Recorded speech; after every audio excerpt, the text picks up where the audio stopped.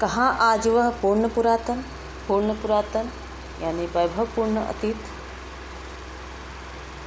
वह स्वर्ण का काल, स्वर्ण का काल यानी स्वर्णयुग, भूतियों का दिगंत छवि जाल, भूतियों यानी वैभव ऐश्वर्य, दिगंत यानी दिशाओं का अंत, छवि जाल यानी ऐश्वर्य का फैला हुआ जाल, ज्योति चुंबित जगती का भाल, ज्योति चुंबित यानी प्रकाश से परिपूर्ण जगमगाता हुआ, जगती यानी पृथ्वी, भाल मतलब मस्तक, राशि राशि विकसित वसुधा का वह यवन विस्तार, राशि राशि मतलब कण कण में, वसुधा यानी धरती, स्वर्ग की सुषमा जब साभार, सुषमा यानी शोभा, साभार मतलब आभार सहित, प्रसून धरा पर करती थी अभिसार, अभिसार मतलब मिलन, प्रसूनों के शाश्वत श्रृंगार, प्रसून मतलब फूल, शाश्वत मतलब चिरंतन, अभी पढ़े हम लोग पिछले पद्य में, कभी न समाप्त होने वाला, स्वर्ण भिंगों के गंध विहार, स्वर्ण भिंग यानी सुनहरे भौरे, विहार मतलब भ्रमण, गूंज उठते थे बारंबार, बारंबार मतलब बार बार, सृष्टि के प्रथमोद्गार, प्रथमोद्गार मतलब पहला उद्गार, पहला विचार, नग्न सुंदरता थी सुकुमार, नग्न मतलब नंगी, सुकुमार मतलब कोमल, रिद्धि और सिद्धि अपार, रिद्धि और सिद्धि मतलब वैभव और समृद्धि, अपार मतलब अनंत, अय विश्व का स्वर्ण स्वप्न, संस्कृति का प्रथम प्रभात, संस्कृति मतलब सृष्टि, प्रभात मतलब सवेरा प्रातःकाल, कहाँ वह सत्य वेद विख्यात, विख्यात मतलब प्रसिद्ध, दुरित दुख दैन्य न थे जब ज्ञात, दुरित मतलब पाप, दैन्य मतलब दीनता, अपरिचित जरा मरण भ्रूपात, जरा मतलब बुढ़ापा, भ्रूपात मतलब भवों का संकेत, शंका व भय से मुक्ति।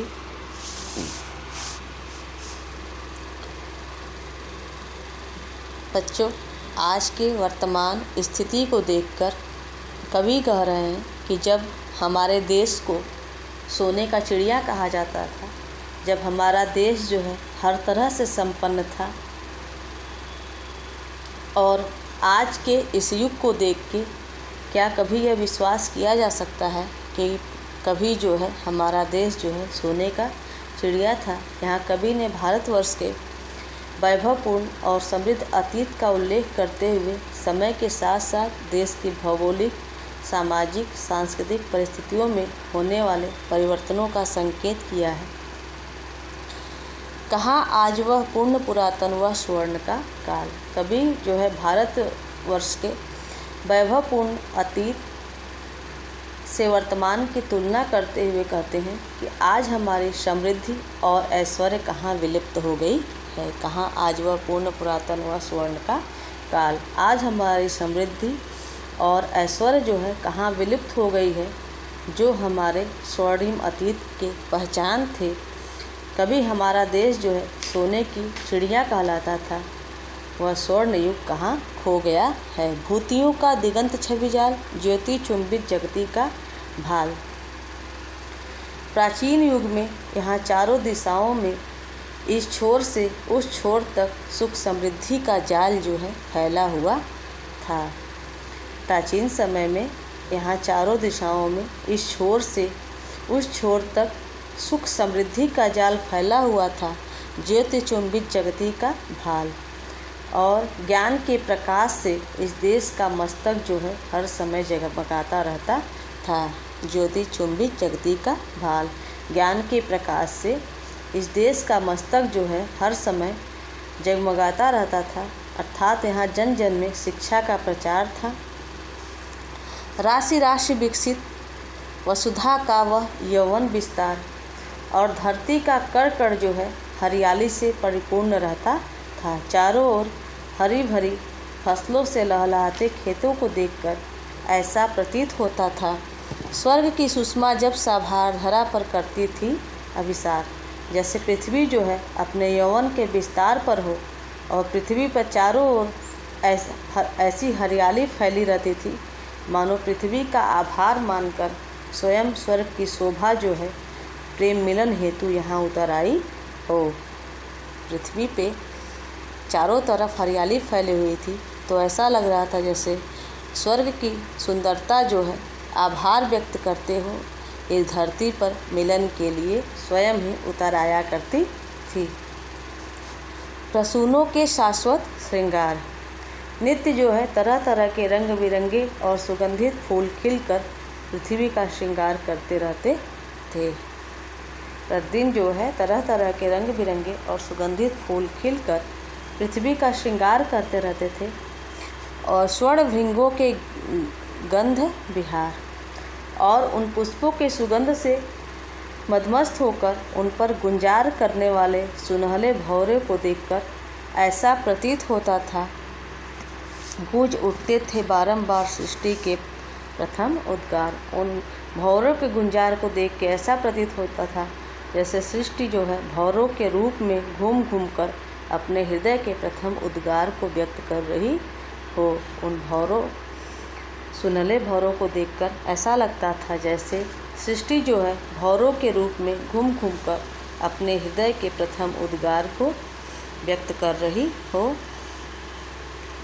नग्न सुंदरता थी सुकुमार, रिद्धि और सिद्धि अपार। उस समय धरती पर चारों ओर छाया हुआ सौंदर्य उन्मुक्त और सुकुमार था। उस समय धरती पर चारों ओर छाया हुआ सौंदर्य उन्मुक्त और सुकुमार था। रिद्धि और सिद्धि अपार, और धरती जो है अपूर्व वैभव और सुख समृद्धि से पूर्ण थी। ऐ विश्व का स्वर्ण स्वप्न संस्कृति का प्रथम प्रभात, और सचमुच वह वैभवशाली युग विश्व के स्वर्णिम स्वप्न का युग था। वह युग सृष्टि के प्रथम प्रभात के समान आशा, उल्लास, सौंदर्य एवं जीवन से परिपूर्ण था। सचमुच वह वैभवशाली युग विश्व के स्वर्णिम स्वप्न का युग था। वह युग जो है सृष्टि के प्रथम प्रभात के समान आशा, उल्लास, सौंदर्य एवं जीवन से परिपूर्ण था। कहाँ वह सत्य वेद विख्यात कवि जो है उस बीते हुए प्राचीन युग की विशेषताओं को आज न पाकर चिंतित मुद्रा में पूछते हैं कि आज वह सत्य जो है कहाँ खो गया है, कहाँ वह सत्य, आज वह सत्य जो है कहाँ खो गया है। और हमारे ऋषि मुनियों ने जिसका मुक्त कंठ से गुणगान किया था और पूरी मानव जाति को ज्ञान का पाठ पढ़ाने वाले विश्व भर में प्रसिद्ध हमारे वेद जो है आज कहाँ लुप्त हो गए हैं। आज वह सत्य कहाँ खो गया जिसे हमारे ऋषि मुनियों ने मुक्त कंठ से गुणगान किया था, जिसका और पूरी मानव जाति को ज्ञान का पाठ पढ़ाने वाले विश्व भर में प्रसिद्ध हमारे वेद आज कहाँ विलुप्त हो गए हैं। दरिद्र दुख दैन्य न थे जब ज्ञात, अपरिचित जरा मरण भ्रूपात। और उस समय जो है कितने अच्छे दिन थे जब हमारा समाज जो है पाप, दुख, दीनता आदि से मुक्त था और अपरिचित जरा मरण भ्रूपात, और हम बुढ़ापा और मृत्यु जैसी विभीषिकाओं से भी परिचित न थे। उस समय जो है न कोई वृद्ध होता था, न किसी की मृत्यु होती थी, तो इसलिए बुढ़ापा और मृत्यु जैसे विभीषिकाओं से लोग अपरिचित थे।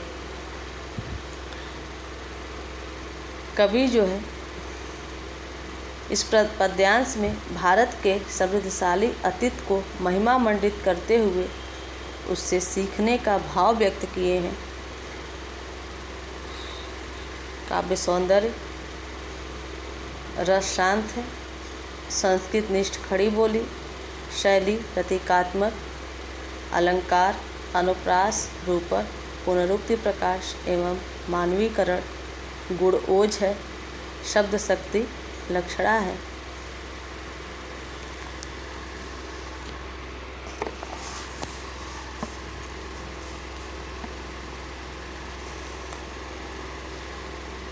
हाय सब मिथ्या बात, आज तो सौरभ का मधुमास, शिशिर में भरता सूनी सांस। वही मधुर ऋतु की गुंजित डाल, झुकी थी जो यौवन के भार। अकिंचनता में निज तत्काल, सिहर उठती है जीवन भार।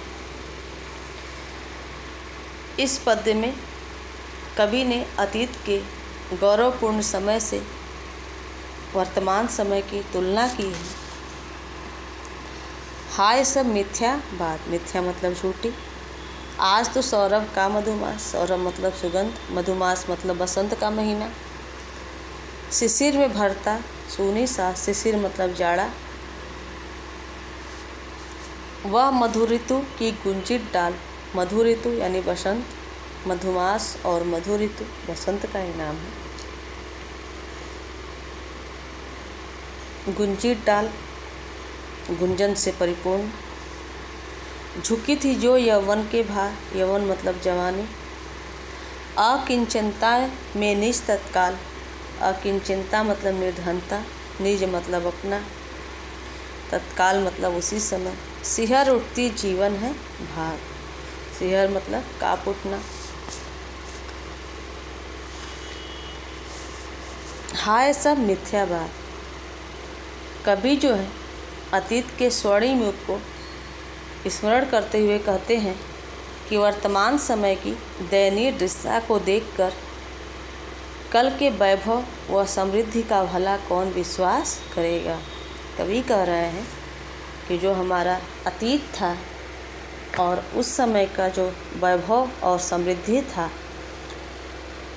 लेकिन आज के इस वर्तमान दशा को देखकर कौन कहेगा कि पहले जो है हमारा भारत जो है, हमारा देश जो है सोने की चिड़िया था। वो सब प्रकार के वैभव से और समृद्धि से लदा हुआ था। आज तो अतीत की वे सारी बातें जो हैं व्यर्थ एवं झूठी प्रतीत होती हैं। आज उस स्वर्ण युग को सोच के, लेकिन आज के दिन को देख के वे अतीत की सारी बातें जो हैं व्यर्थ और झूठी प्रतीत होती हैं। आज तो सौरभ का मधुमास, आज तो चारों ओर सुगंध बिखेर देने वाले बसंत जो है, शिशिर में भरता सूनी सांस। शिशिर अर्थात जाड़े का रूप धारण कर निर्जनता में गहरी सांसें भर रहा है। आज तो चारों ओर सुगंध बिखेर देने वाला बसंत भी शिशिर अर्थात जाड़े का रूप धारण कर निर्जनता में गहरी सांसें भर रहा है। अर्थात मानव जीवन की जो सुख समृद्धियाँ थीं आज दुख और दीनता में बदल गई हैं। वही मधुर ऋतु की गुंजित डाल, बसंत ऋतु में भौरों के समूह से गुंजायमान वृक्षों की जो डालियाँ झुकी थी जो यौवन के भार। नए नए पत्तों और मंजरी फूलों से लदकर झुक जाती थी। अकिंचिंता में निज तत्काल सिहर उठती है जीवन भार। नए नए पत्तों मंजरी फूलों से लदकर झुक जाती थी। आज वही डालियाँ जो है नौ पत्ते मंजरी एवं पुष्पों के लिए तरस रही है। दूसरों को सुख और आनंद पहुँचाने वाली डालियाँ जो हैं आज अपने ही जीवन के लिए भार बन गई हैं। मतलब जो डालियाँ बसंत ऋतु में फूलों से, पत्तों से, मंजरियों से लदी रहती थी, गुंजायमान रहती थी, और वही जो है आज जो है नए पत्ते मंजरी और पुष्पों के लिए तरस रही हैं। दूसरों को सुख और आनंद पहुंचाने वाली डालियाँ जो हैं आज अपने जीवन के लिए ही भार बन गई है।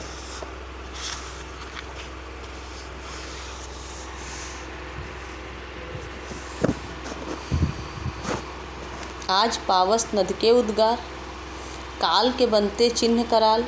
प्रात का सोने का संसार, जला देती संध्या से ज्वाल। आज पावस नद के उद्गार, पावस नद यानी पावस मतलब वर्षा ऋतु होता है, नद मतलब नदी, वर्षा ऋतु में नदी। उद्गार यानी उमड़ना। काल के बनते चिन्ह कराल, कराल मतलब कठोर भयंकर। प्रात का सोने का संसार, प्रात मतलब सवेरा। जला देती संध्यासी ज्वाल, ज्वाल मतलब ज्वाला आग। अखिल यौवन के रंग उभार, हड्डियों के हिलते कंकाल। कचों के चिकने काले ब्याल, केचुली कास सिवार। गूंजते हैं सबके दिन चार, फिर सभी फिर हाहाकार। अखिल मतलब संपूर्ण, कच मतलब केस या बाल, ब्याल मतलब सर्प, केचुली मतलब सांप द्वारा छोड़ी गई जो उसकी चमड़ी का ऊपरी परत होता है उसे केचुली कहा जाता है। कास एक तरह का फूल होता है जो सफ़ेद होता है। सिवार यानी काई। आज पावस नद के उद्गार, काल के बनते चिन्ह कराल। कवि कह रहे हैं कि आज वर्षा ऋतु में बाढ़ लाकर जो नदियाँ चारों ओर भीषण तबाही मचाती है, वही नदियाँ जो है वर्षा ऋतु के बीत जाने के पश्चात अपना अस्तित्व बचाने के लिए संघर्ष करती हुई नजर आती हैं। काल के बनते चिन्ह कराल, और रेत और कचरा झाड़ झंखाड़ आदि के रूप में बस अपने कुछ चिन्ह छोड़ जाती हैं। कवि जो है इन उदाहरणों के द्वारा स्पष्ट करना चाहते हैं कि समय जो है बहुत ही परिवर्तनशील है, और समय की परिवर्तनशीलता का ही उल्लेख करते हुए कहते हैं कि वर्षा ऋतु में जो नदियाँ बाढ़ लाकर चारों ओर भीषण तबाही मचाती हैं, वही नदियाँ जो है वर्षा ऋतु बीत जाने के बाद जो है अपना अस्तित्व बचाने के लिए संघर्ष करती नजर आती हैं, और रेत कचरा झाड़ झंकार आदि के रूप में बस अपने कुछ चिन्ह जो हैं छोड़ जाती हैं। रात का सोने का संसार, जला देती संध्यासी ज्वाल। सुख के बाद जो दुख आता है उसका उदाहरण देते हुए कवि कहते हैं कि सवेरा होने पर सूर्य की प्रथम सुनहली किरणों के कारण जो है समस्त धरती और पूरी प्रकृति सोने के रंग में रंग जाती है। सवेरा होने पर सूर्य की सुनहली किरणों के कारण जो है पूरी धरती और पूरी प्रकृति जो है सोने के रंग में रंग जाती है, और दिन चढ़ने पर जला देती संध्यासी जाल, और दिन चढ़ने पर सूर्य की आग उस सुनहले संसार को जलाकर भस्म कर देती है। अखिल यौवन के रंग उभार, हड्डियों के हिलते कंकाल। कचों के चिकने काले ब्याल, केचुली कास सिवार। युवावस्था में यौनावस्था में शरीर के सुंदर रंग और उभार जो है उसे मजबूत और आकर्षक बना देते हैं। मतलब यौनावस्था में पूरा शरीर जो है संपूर्ण यौवन से विकसित रहता है, किंतु वही वृद्धावस्था आने पे हड्डियों के हिलते कंकाल। वही जब वृद्धावस्था आने पे वही मानव शरीर जो है हड्डियों का ढांचा मात्र रह जाता है। युवावस्था में जो शरीर आकर्षक लगता है, वही जब वृद्धावस्था आता है तो मानव शरीर जो है हड्डियों का ढांचा मात्र रह जाता है, उसमें कोई आकर्षण नहीं रह जाता। कचों के चिकने काले ब्याल, ब्याल मतलब सर्प, और काले सर्प के समान चिकने सुंदर केश जो है सर्प की केचुली के समान, केचुली सर्प के केचुली के समान बेजान, कास के फूल के समान सफ़ेद, और सिवार और काई के समान उलझे हुए से दिखाई देने लगते हैं। मतलब युवावस्था में जब व्यक्ति युवा रहता है तो उसका शरीर जितना आकर्षक होता है, यौवन से भरपूर रंग रूप से जो है एकदम मजबूत और आकर्षक बना रहता है, वही वृद्धावस्था आने पर वही शरीर जो है हड्डियों का ढांचा मात्र रह जाता है, उसमें कोई आकर्षण शेष नहीं रहता है। और जो बाल युवावस्था में काले सर्प के समान चिकने सुंदर रहते हैं, वही जो है वृद्धावस्था में बाल जो है सर्प की केचुली के समान मलिन, बेजान और कास के फूल के समान सफ़ेद एवं काई के समान उलझे हुए से दिखाई देने लगते हैं। बूझते हैं सबके दिन चार, सभी फिर हाहाकार। इस प्रकार हमारे जीवन में सुख स्थायी रूप से नहीं ठहरता। सुख के 4 दिनों के बीतने के बाद दुख का आना तय है। मतलब 4 दिन की चांदनी फिर अंधेरी रात। सुख जो होता है वह 4 दिन का होता है और दुख भरी अंधेरी रात जो है बीते नहीं बीतती है। काव्य सौंदर्य। प्रस्तुत पद्यांश के माध्यम से संसार की नश्वरता के भाव की पुष्टि की गई है। रस शांत है, संस्कृत निष्ठ खड़ी बोली है, शैली प्रतीकात्मक है, अलंकार, अनुप्रास, उपमा, रूपक, रूपकातिशयोक्ति एवं मानवीकरण है, गुण प्रसाद है, शब्द शक्ति, लक्षणा है,